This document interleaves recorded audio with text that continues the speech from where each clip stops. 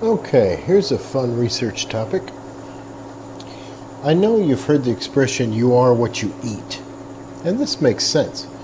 You ingest foods, the foods are broken down, and those molecules from those foods become part of your body.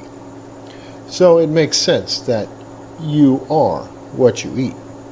But how about this? You are where you are.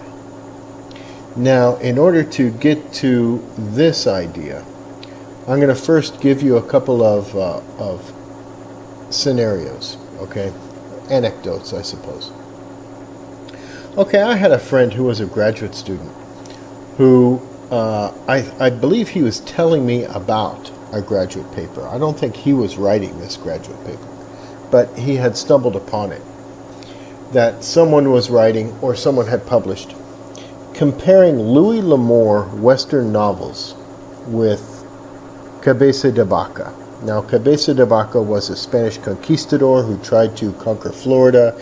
His ships got wrecked, his men got scattered, and he and a couple of survivors of his expedition ended up being enslaved by Native Americans. Now, there's other researchers I know that have compared his book with other slave narratives of Europeans that were enslaved by Native Americans and escaped. And there are similarities there. But this is an interesting similarity because it compares the impact of geography on the brain. Okay, so if Cabeza de Vaca wrote his book after living in Texas for a while, about living in Texas, okay, and then you have someone like Louis L'Amour come along 300 years later. Louis L'Amour is a Protestant, English-speaking person, and Cabeza de Vaca was devout Catholic, Spanish-speaking person.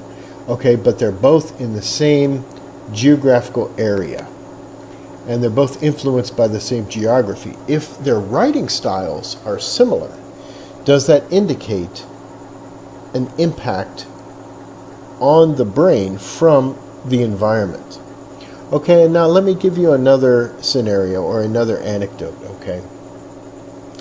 Someone that you know, that you grow up with, a childhood friend,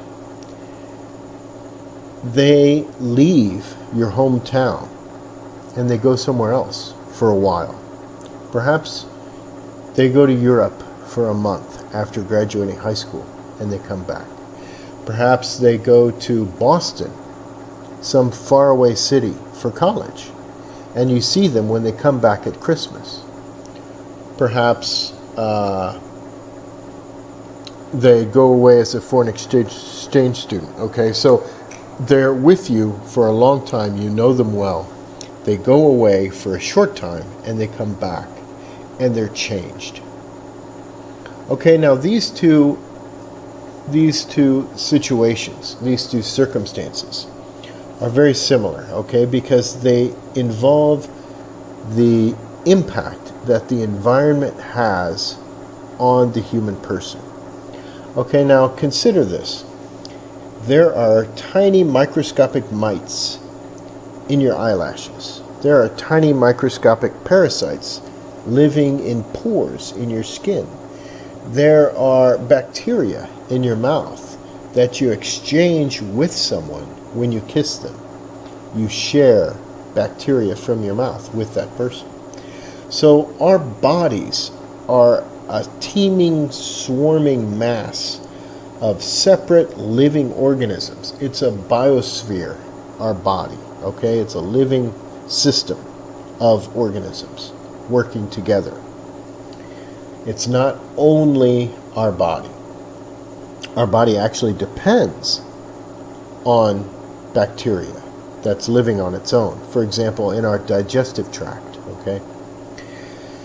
Okay, so when you go somewhere else and you get sick, it's because you're being exposed to very different environmental organisms. So you've got different viruses in the air, you've got different bacteria, you've got different molds, different fungus in this area than you're used to. Your system is not used to that. So your body reacts to these foreign elements in the air around you, in the water, in the food, okay?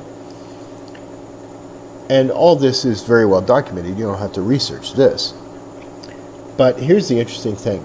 Do these changes, do being exposed to these alien viruses, these alien molds, fungus, bacteria, does that change your psychology, your outlook, the way you see things, the way you think about things, your writing style, okay, your beliefs? It's interesting because in ancient times, your name reflected where you were from. So your name would be Jim from Germany, okay? From the tribe by this river. Who are you? My name's Jim. I'm from the tribe by this river, okay? So you would identify with a specific region and with a specific people. Now, we used to think that this is because people are so isolated, you really, times are dangerous, people aren't civilized, they don't have rules, they don't have laws, so you really need to bond together in these groups for protection. All that's very true. But it could be that psychologically and in a very real way, your identity, your body, who you are, is defined by that region and by those people that you're very intimately associated with. You don't have to kiss or be physically intimate with someone to share these microbes with them. You could sleep in the same bed with them. If it's cold, you're going to do that. Okay, so it's possible to be sharing these organisms with people around you, even though you're not necessarily intimate with them. So we could be blending in and out of each other's bodies through this intimacy. Our psychology might be affected by this. So in a very real way, who you are now might be very different from who you were before you moved to where you're living. So I'll give you a couple of examples real quick. My wife grew up in the Philippines. In 2015, she came to live with me in Texas. We lived together until 2018, almost 4 years, and then moved back to the Philippines. When she came back, she's very different, okay? And we've been living in the Philippines now for 3 years. And when I go back to Texas, am very different. It's interesting, okay? I'm becoming, in a very real way, Filipino from living here, even though I'll never be the same as the locals. But I'll always be distinct from people that stayed in Texas, okay? So the environment, I believe, plays a real role. I've gotten sick several times since being here, and it's because my system is adapting to the environment. I'm being, in a very real way, like a piece of food that you ingest, I'm being digested, broken down to fit into this environment. So my body is being redesigned to fit in this environment that I'm now living, the Philippines, as opposed to Texas. If I go back to Texas, I'll probably get sick a couple of times adjusting to the changes, because Texas right now is very different from a microscopic view, from as far as bacteria, fungus, viruses in the air, just microscopic things. Texas is very different than it was when I left in 2018. So my body would have to be adjusting, you see? So in a very real way, I think we are where we are. It's interesting. And it really breaks away that paradigm that came from the Enlightenment of isolation, that people are separate, isolated individuals. We didn't used to think this way. If you read medieval and classical literature, humans didn't think of ourselves as isolated from each other. This is very new. It's from the Enlightenment. The perfect champion of this is cogito ergo sum, okay? I think, therefore I am.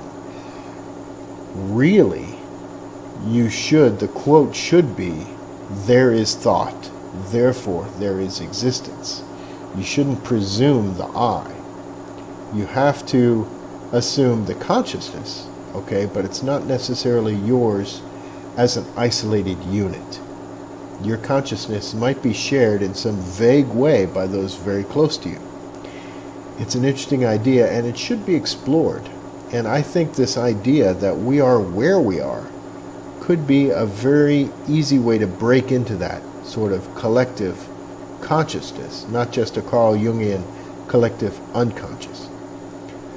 Anyway, I hope this spurs some creative thinking. Hope you're having a good day.